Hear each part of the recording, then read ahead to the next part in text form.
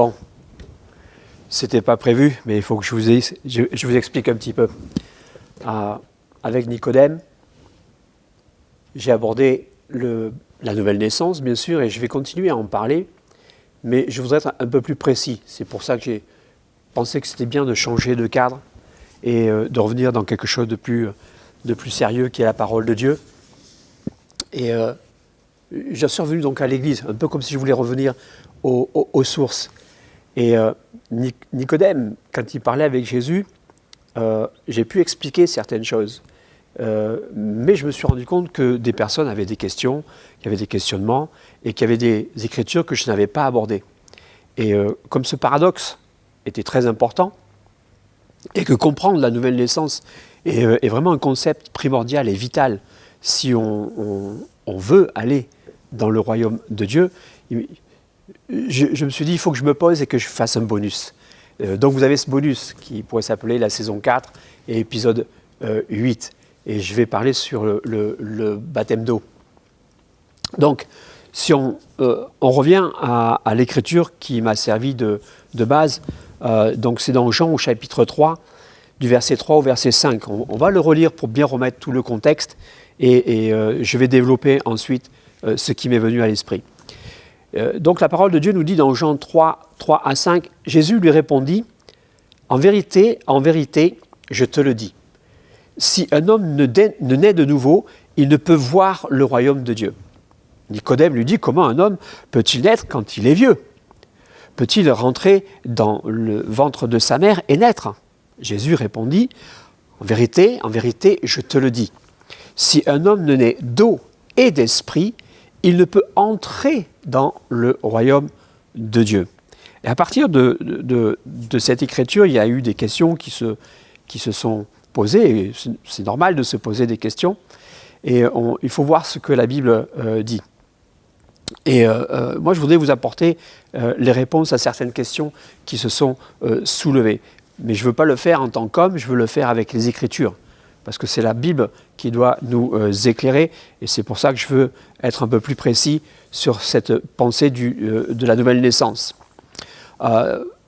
Déjà, quand on regarde ce que disait Nicodème, on pouvait éliminer le fait que la naissance d'eau et d'esprit n'est pas une naissance naturelle, comme Nicodème le pensait. C'est pour ça que Jésus a voulu être clair avec lui et que la naissance dont il parlait, cette nouvelle naissance, c'est naître d'eau et d'esprit.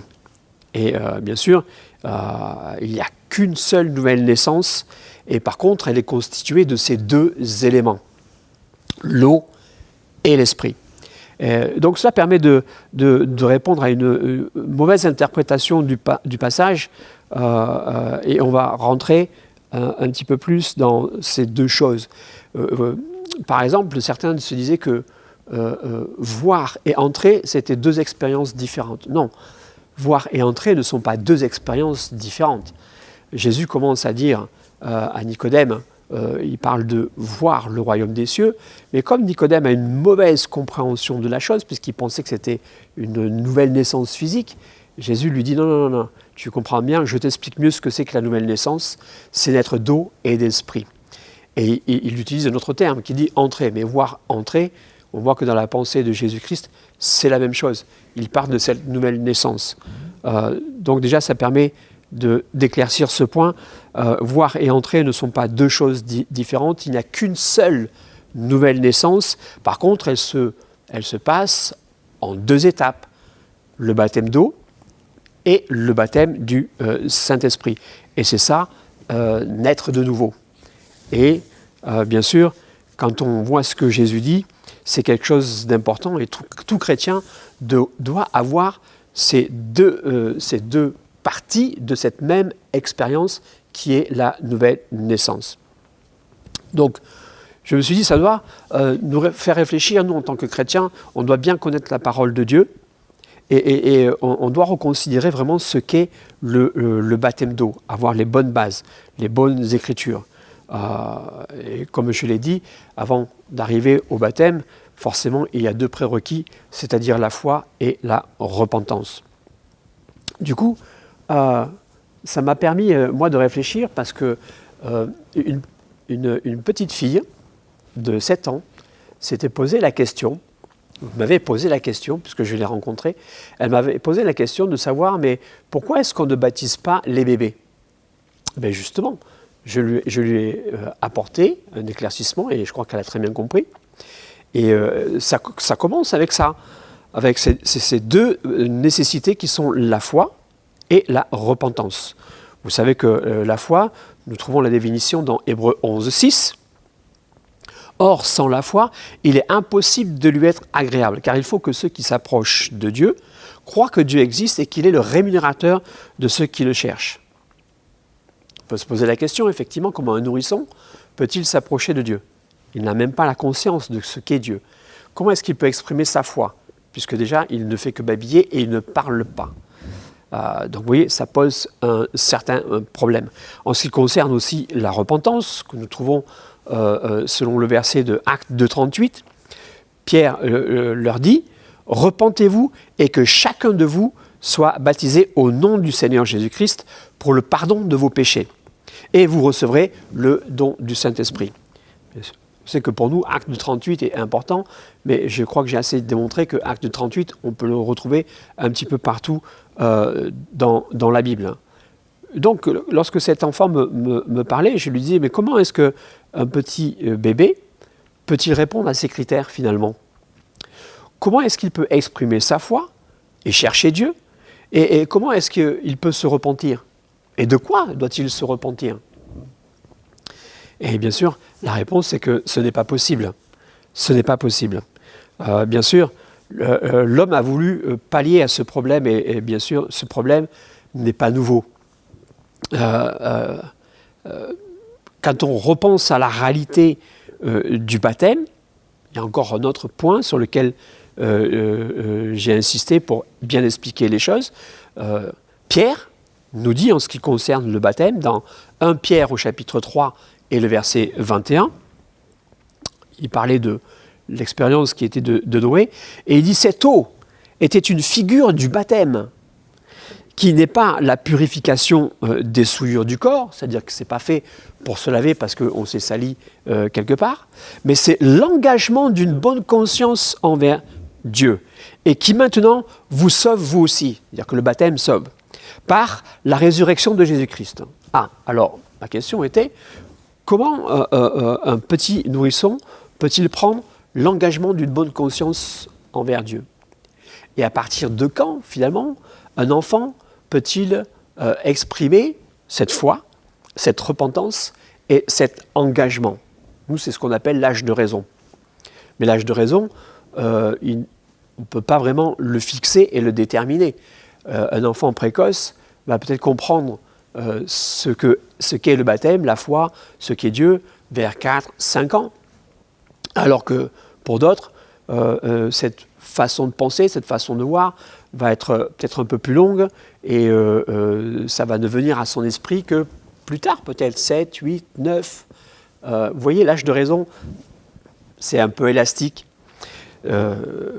Mais le principe biblique, c'est que la personne, puisque c'est un engagement qui est personnel, vous voyez, hein, si on reprend Acte 2:38, et que chacun de vous, donc c'est un engagement personnel, il faut que la personne puisse exprimer cet engagement personnel. Et on voit bien qu'un petit nourrisson ne peut pas le faire. Et qu'un enfant, lorsqu'il grandit, il faut que celui qui va le baptiser comprenne bien que, est-ce que lui, cet enfant, a bien compris ce que c'est que l'engagement. Et cet âge peut varier. Ah, alors on peut se poser la question, qu'est-ce qui se passe entre ce moment où l'enfant naît et le moment où il peut arriver à comprendre et prendre cet engagement? Est-ce que quelqu'un d'autre peut s'engager à sa place? C'est un peu ce qu'a fait l'homme, c'est ce que l'homme, je dis bien l'homme, a inventé à un moment donné, parce que cette question est revenue dans l'histoire, notamment vers le Moyen-Âge, où il y avait une mortalité infantile extrêmement énorme et où l'Église officielle de l'époque avait commencé à mettre en place le baptême des enfants. Mais ce n'est pas biblique, ce n'est pas ce que la Bible dit. Elle a inventé ces choses-là et ça continue à se faire avec un parrain, avec une marraine qui prend qui prennent tous les deux l'engagement à la place de l'enfant. Mais ça, ce n'est pas quelque chose que Dieu veut, ce n'est pas ce que Dieu a voulu. Quel est le seul être qui peut être médiateur entre nous et Dieu?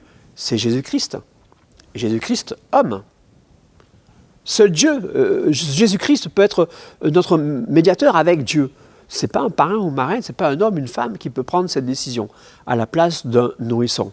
Et en même temps, ce n'est pas ce que la Bible dit. Alors, bien sûr, on peut toujours se poser la question, mais qu'en est-il finalement de ces enfants? Et cette question, comme je vous le dis, elle ne date pas d'aujourd'hui. Paul y a fait face avec les Corinthiens. Avec les Corinthiens? Oui, l'église de Corinthe, elle était remplie de l'esprit, ils avaient tous les dons de l'esprit, mais il y avait quand même pas mal de désordre et ils avaient beaucoup de questions. Merci Seigneur, parce que du coup, nous, on a les réponses que Paul a pu donner.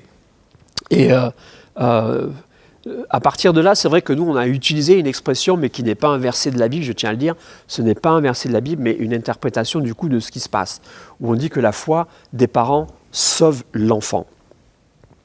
Mais que nous dit vraiment le verset? Et on trouve ça, cette écriture, dans 1 Corinthiens, au chapitre 7 et au verset 14. 1 Corinthiens 7, 14. Où l'apôtre Paul donc, faisait face à cette interrogation des Corinthiens, et il nous dit « Car le mari non-croyant est sanctifié par la femme, et la femme non-croyante est sanctifiée par le mari. Autrement, vos enfants seraient impurs, tandis que maintenant, ils sont saints. » Voilà la réponse. Les enfants sont saints parce qu'au moins un des parents est croyant. Pour bien remettre le contexte, dans ce que Paul expliquait, une femme ou un homme était venu à la foi, mais ils étaient déjà mariés. Et le mari ou la femme en question, qui n'était pas croyant, c'est-à-dire le non-croyant, tel qu'il est dit dans la parole, n'a pas voulu divorcer de sa femme. Mais l'un est venu à croire, alors que l'autre, non. Et il pouvait se poser la question, mais alors nos enfants, qu'est-ce qu'ils deviennent? Et Paul donne la réponse, vos enfants, eh bien, parce que le croyant ou la croyante sanctifie le conjoint, vos enfants, du coup, ne sont pas impurs, ils sont purs, ils sont saints. Donc à partir de là, ils sont sauvés jusque à ce que eux-mêmes puissent prendre la décision de s'engager avec Dieu. Voilà la réponse et la bonne réponse de la Bible, et non pas les traditions que les hommes ont inventées. Parce qu'on sait le danger des traditions des hommes, comme le disait Jésus, par vos traditions, vous annulez la loi de Dieu. Nous ne voulons pas annuler la loi de Dieu, mais nous voulons l'accomplir. Bien sûr, l'effet pervers de baptiser des enfants a fait qu'à travers le temps, c'est devenu quelque chose de normal. C'est normal. Si on baptise les bébés et qu'on considère qu'ils sont baptisés, ils n'ont plus besoin d'être baptisés lorsqu'ils sont adultes. Et tous ces bébés qui, au fur et à mesure, naissent, s'ils font exactement la même chose, bien, il n'y avait plus d'adultes à baptiser. Comme il n'y avait plus d'adultes à baptiser, on ne baptisait plus de la même manière. Parce que vous comprenez qu'à l'époque, si on voulait baptiser des enfants, ils n'allaient pas les plonger dans l'eau. Vous voyez comment les choses se sont modifiées à travers l'histoire? C'est que l'immersion, c'est-à-dire prendre quelqu'un et le plonger totalement dans l'eau, avec un bébé, on s'est dit non, c'est pas possible, on ne peut pas faire ça. Et on a l'Église de l'époque a institué l'aspersion plutôt que l'immersion. Et à force justement qu'il y ait des bébés qui ont été baptisés de cette manière, l'immersion a disparu. Les baptistères tels qu'ils étaient fabriqués à l'époque ont disparu aussi. Parce que si vous regardez, même on a encore des témoignages des anciennes églises qui existent ici en France. On peut en trouver aussi partout ailleurs dans le monde. Mais les baptistères, c'était des grands bassins, c'était des sortes de grandes baignoires, voire des piscines. Bon, piscine, c'était un mot un peu fort.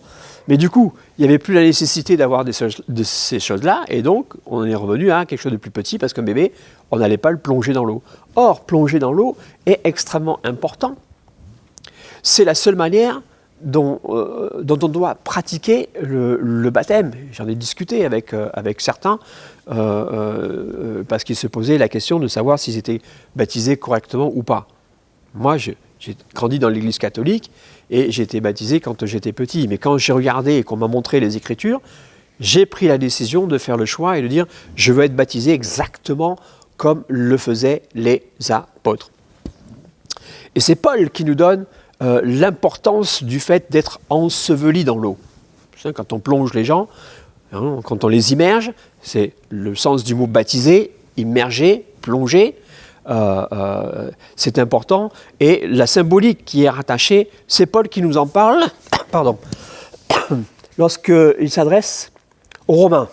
Donc on va tourner notre Bible dans Romains au chapitre 6, du verset 3 au verset 4. Romains, chapitre 6, verset 3 à 4.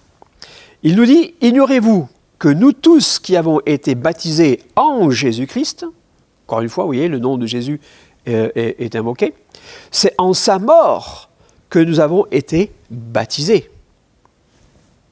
Nous avons donc été ensevelis avec lui par le baptême en sa mort, afin que comme Christ est ressuscité des morts, pour la gloire du Père, de même nous aussi, nous marchions en nouveauté de vie. Ainsi donc, si on pratique cette méthode d'immersion, ce n'est pas une lubie que nous avons eue, non, c'est le fait de s'identifier à l'ensevelissement de Jésus-Christ. Comme Christ a été enseveli dans le tombeau, nous-mêmes nous sommes ensevelis dans les eaux du baptême. Et pour qu'on puisse naître, comme je l'ai dit, il faut qu'il y ait une mort. C'est le symbole de notre mort. Notre mort quoi? À nous-mêmes? Oui, à nous-mêmes et au péché. On meurt au péché et on ressuscite comme Christ a ressuscité. C'est pour ça qu'on ne laisse pas les gens plonger dans l'eau. On les ressort quand même. Bon, voilà. C'était juste un petit peu d'humour. Donc, ces versets donc sont importants. Et si on les enlève, et si on enlève cette immersion, nous n'avons plus la symbolique. Et si la symbolique n'est plus là, ça ne sert plus à rien de faire ces choses-là. C'est pour ça qu'il est important de revenir à ce que les apôtres faisaient, et c'est comme ça qu'ils faisaient. Le témoignage de l'histoire nous le donne aussi. C'était la seule et unique façon de baptiser.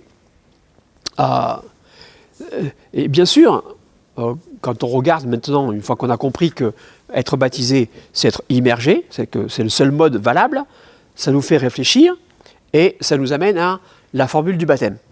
Et c'est la discussion que j'ai eue avec d'autres personnes. Donc je remercie déjà la petite enfant qui m'a posé des questions, mais je remercie aussi les personnes un peu plus adultes qui se posaient eux aussi des questions. Et souvent, j'ai entendu des gens dire qu'ils préféraient obéir à Jésus plutôt qu'à Pierre. Mais il n'y a pas de contradiction entre Jésus et Pierre.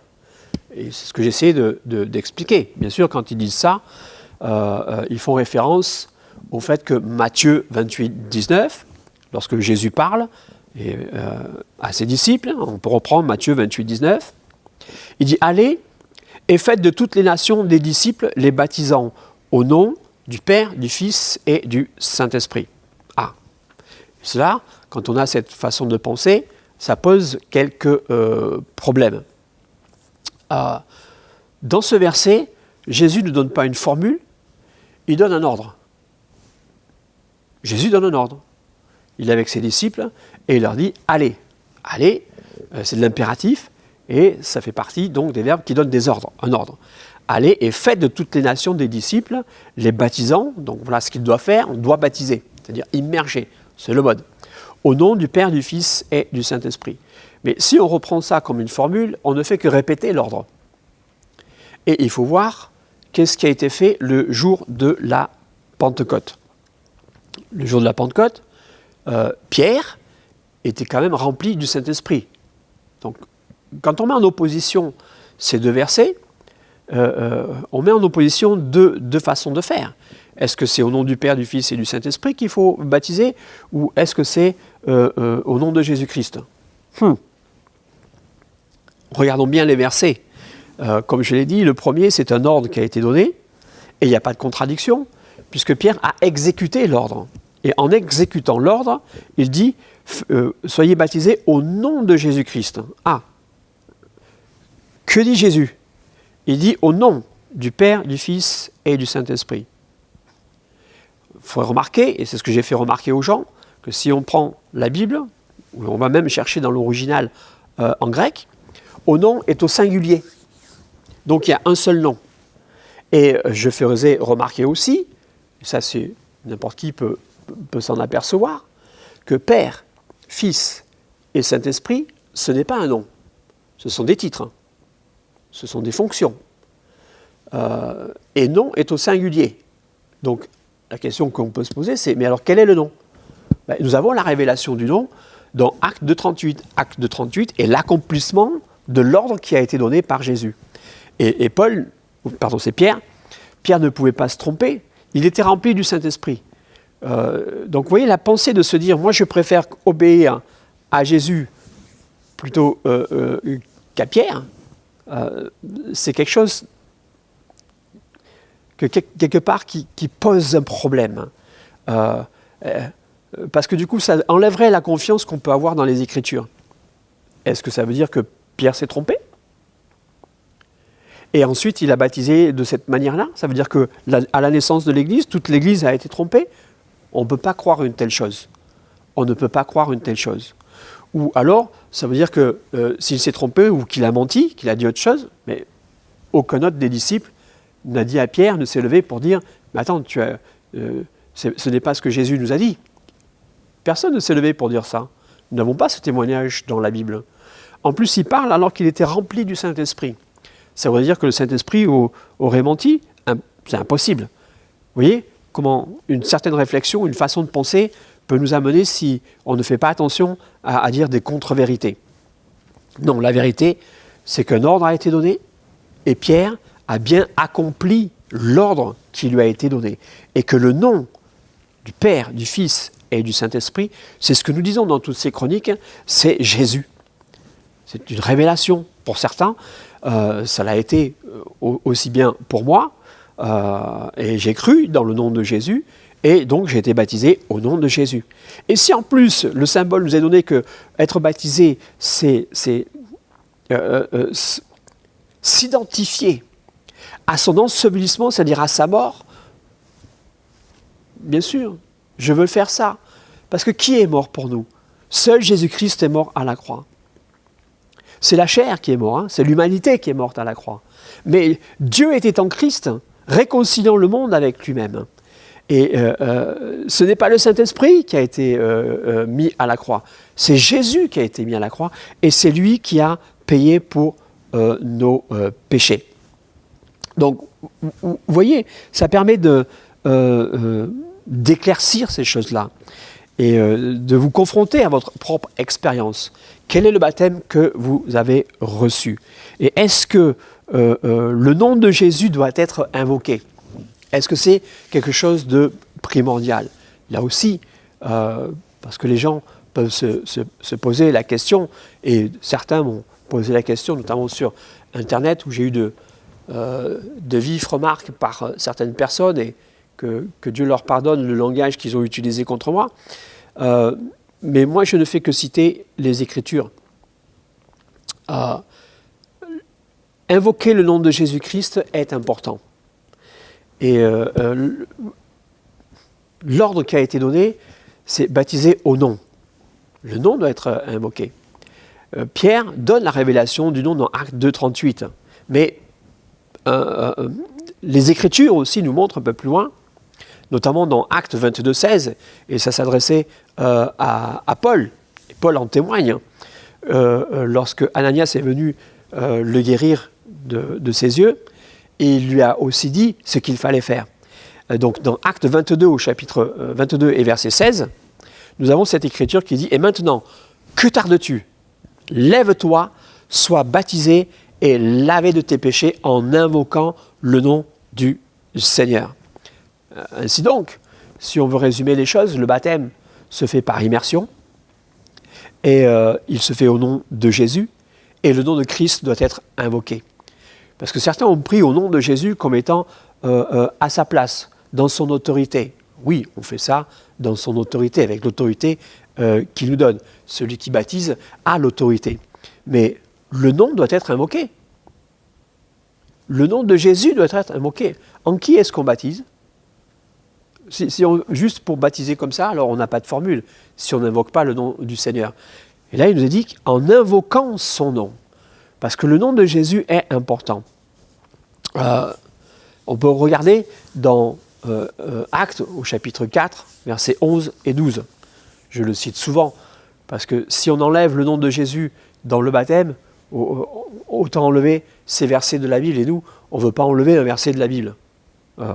Regardons ce que nous dit Actes 4, 11 et 12. Il nous dit que Jésus est la pierre rejetée par vous qui bâtissez, et qui est devenue la principale de l'angle. Jésus a été rejeté par les Juifs de l'époque. Et l'Écriture continue en disant « Il n'y a de salut en aucun autre ». Quand il parle d'aucun autre, il parle de Jésus, qui est la pierre angulaire. Il n'y a de salut en aucun autre. Seul Jésus donc sauve. Seul Jésus sauve. Et c'est pour ça qu'il est venu. Je continue avec le verset. Il n'y a de salut en aucun autre, car il n'y a sous le ciel aucun autre nom qui ait été donné parmi les hommes par lequel nous devions être sauvés. Voilà pourquoi, si on veut que nos péchés soient effacés, nous devons être plongés dans l'eau et que le nom de Jésus doit être invoqué. Et on retourne sur Acte 38 qui nous donne cette façon de faire. Dans Acte 38, nous avons tous les éléments pour être baptisés correctement. Laissez-moi vous terminer ce bonus avec deux versets peut-être. Dans Acte au chapitre 10 et le verset 43 pour vous montrer que la Bible dans son ensemble est tout à fait cohérente. Acte 10, 43 nous dit « Tous les prophètes rendent de lui c'est Jésus, le témoignage que quiconque croit en lui, reçoit par son nom, vous voyez, par son nom, le pardon des péchés. » Comment est-ce qu'on peut recevoir le pardon des péchés par son nom si son nom n'est pas invoqué? Et dans 1 Jean 2,12, l'épître de Jean, la première épître de Jean au chapitre 2 et verset 12 nous dit, et je vous laisse avec ce verset, « Je vous ai écrit, petits enfants, je pourrais dire, je vous ai parlé, petits enfants, parce que vos péchés vous sont pardonnés à cause de son nom. » Alléluia, merci Seigneur. Voilà pour ce bonus, je ne veux pas être plus long. Je sais qu'il y a peut-être d'autres questions qui peuvent se soulever et peut-être que je n'ai pas encore tout abordé. Mais là, je crois que vous avez suffisamment de choses pour comprendre ce que est cette nouvelle naissance. Et qu'il est important et que le seul baptême qui est donné dans la Bible, et c'est ce à quoi vous devez vous confronter, quel est le baptême que vous avez reçu? Est-ce qu'il est conforme à ce que la Bible dit? Est-ce que vous avez été baptisé par immersion? Est-ce que c'est vraiment un engagement que vous avez pris avec Dieu? Lorsque vous avez été plongé dans l'eau, est-ce que la personne qui vous a plongé dans l'eau a bien dit « au nom de Jésus-Christ » pour le pardon de vos péchés? Si cette expérience n'est pas conforme avec ce que je viens de vous dire, réfléchissez. L'heure est trop tardive. Et le message du Seigneur est toujours le même. Et il est toujours valable encore aujourd'hui. Repentez-vous, car le royaume de Dieu est proche. Bon, je ne vous le cache pas. Là, j'ai parlé du baptême d'eau. Et avec tout ça, avec tout ce bonus, vous avez pas mal de choses. Et je vais vous donner rendez-vous pour la semaine prochaine pour un extra ball. Vous savez, comme quand on gagne avec au flipper, on a reçu des bonus, et des fois avec les bonus, on a une bille supplémentaire. Donc, je vous donne rendez-vous pour la semaine prochaine. Ce sera l'épisode 9, si je ne me trompe pas, pour un extra ball, c'est-à-dire, je vais vous parler un peu plus précisément sur le baptême du Saint-Esprit, parce que là aussi des questions ont surgi et je voudrais y répondre. Mais pour aujourd'hui, je vous laisse avec ce baptême d'eau. Je crois que c'est déjà assez consistant. Et je vous donne rendez-vous à la semaine prochaine. Dieu vous bénisse.